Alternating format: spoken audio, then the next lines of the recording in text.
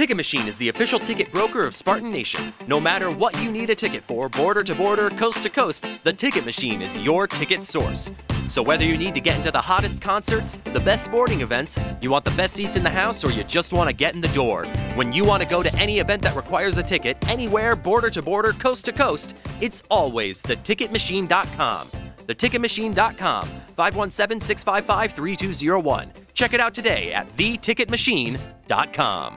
Welcome back, everybody, to Spartan Nation. Thanks for joining us. Now, this next guest has been a very good friend of mine for a long time. You may remember I broke the story he was going to be the next Michigan State head hockey coach, and he is. And I thought it was a very good first year for him as the program continues its trajectory forward.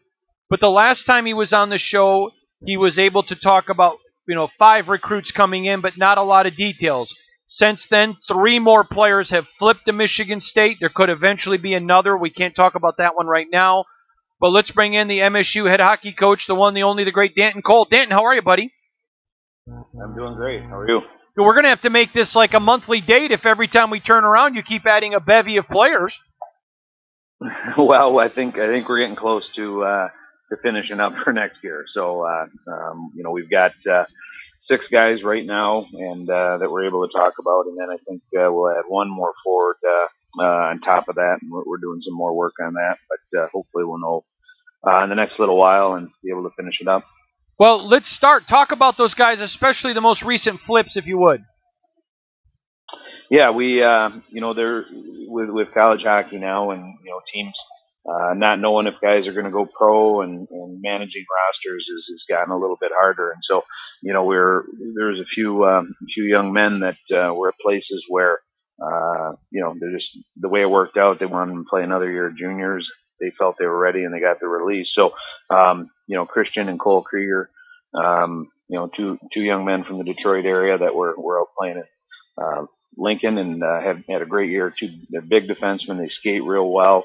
They've got a good edge to them. I think, from a competitive standpoint. A physicality standpoint, they're going to bring a lot to the team. And then Adam Goodsir, who's a local young man who's committed to Denver, found himself available, and we chatted with him. And he's a bigger center that's had real good success at the USHL and North American League level, and makes us a little bigger and a little bit stronger out there. And you expect all 3 of these young men to come in and absolutely have a chance to compete and play. Is that correct? Definitely. And you know what? We were a little short last year. We had 14 forwards and 8 defensemen. And then, you run into an injury. Pavlik was hurt almost the whole year. And, now you're down to 13 forwards. And I think from a practice and a game standpoint, the more competition you can have, the better. And these guys will definitely come in and push for a lot of ice time and, bring that competitive level up. And that's, year over year, with Coach Exter, kind of running the recruiting. That's, we want to make sure every class coming in, builds us a little bit. And I think this class will do that. All right. Tell us about some of the other guys coming in, Danton, would you please?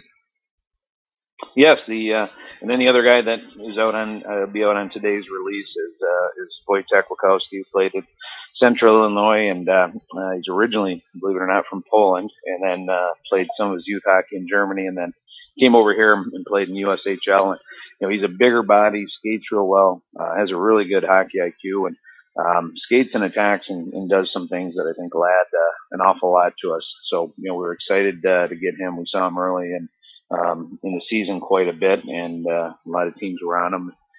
We had him in and real excited that he decided to come here. And then we had the guys from before. Dennis Zazana played out in the Alberta League for Brooks and had an unbelievable year this year, had 75 points, and not as big as the Kriegers, but he's a good solid 5'11", and can really move the puck, and he'll be a part of the power play most likely. And then Drew DeRitter, who was the goaltender for the U.S. team down in Plymouth with the U18 team, so he'll be coming in. And again, the thing I like about all these guys is the compete level and the grit and what they're going to bring in. And as freshmen, I think they're going to add an awful lot to us, both in practice and games. Danton, I don't know. I mean, I have my own opinion, but I want to hear yours. In football, I have no expectations for any freshman.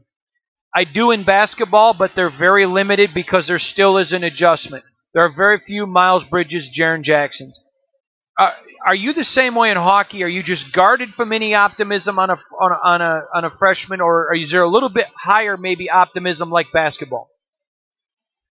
You know what? Probably a little more like basketball. I think, you know, for a guy like Miles Bridges to come in, you know, you're one of five and you play, you know, almost the whole game. So, you know, those type of players can really make a big impact. Even, you know, in hockey, if you have a guy, you know, Mitchell Lewandowski comes in, you know, he's every 3 or 4 shifts, and you know, it's hard to be that dominant and create that. Now there are certain guys that, you know, Jack Eichel can go in and do something like that, but you know, we want our guys to come in and, you know, understand where they're at. I think understand what they want to become and work along that line. I think that, you know, there's a definite process that the guys have to go through, but you know, you can definitely come in, play meaningful minutes. You know, Tommy Miller did last year. Mitchell Lewandowski did last year. Tommy Apap did last year. So it's doable if the mindset's right and they understand where they're at and they keep working at it. Danton, just a couple more questions, but it would be unfair to have you on. And, you know, last time we talked, the guys were getting away a little bit. But how is the offseason going?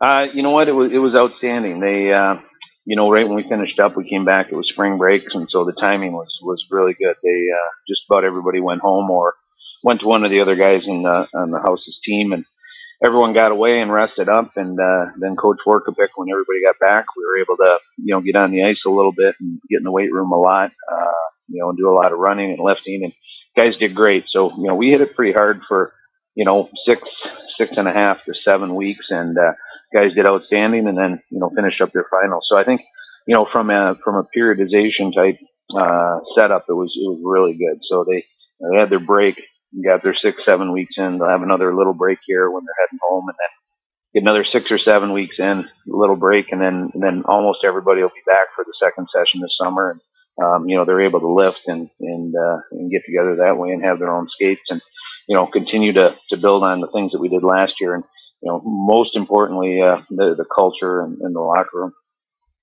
Danton, one of the things that I have a problem with the NCAA is they continually want to hold coaches accountable for more and more while taking you away from them more and more. Miles Bridges said to me last year on the record that if he could change one thing about the NCAA, it's that he came to Michigan State because of the Hall of Fame coach Tom Izzo, and it was almost like they were trying to keep Tom Izzo from spending time with him. And I thought that was a really good analysis on his part. As a coach in the NCAA, do you agree with that? And how can they hold you guys accountable when they're limiting how much contact you can have with your kids? Yeah, it's a really valid point, and you know, that's why Miles was such a great young man to have around here with an insight like that. And it's, you know, one of the things, or probably the biggest thing I like about coaching is the mentor aspect to it, the teaching and life skills and the things you want. And we're in a phase right now where, you know, in the spring we've got 8 hours with the guys, and that counts their weight time, their weight room time on the ice, time here. So, you know, you're really limited. And even having our exit meetings at the end of the year, we had to really, you know, you jam them in, and you got to keep track of time. And it just, you know, I'd love to sit down and talk to every young man for an hour on a day, and you can't. You have to make it 10 or 15 minutes. And, you know, or if guys are struggling in class, or, you know, it takes you away from the most important thing that they're going to get out of a university athletic and academic experience. And we got to kind of find that balance. I mean, I understand, you know, the rules are there because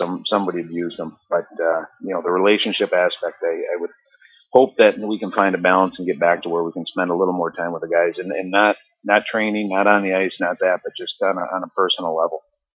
I agree. So, Dan, look ahead to next season. You got to be excited. I know your personality. You always are. But with the new group of talent you've got, your guys getting better, their work effort in the off season, man, are you just chomping at the bit? Yeah, I'm excited, and you know, the challenge for us will be, you know, to make sure that we can have the same excitement level, the same commitment level that we had this year. And you know, I think the talent, I think the experience will be better.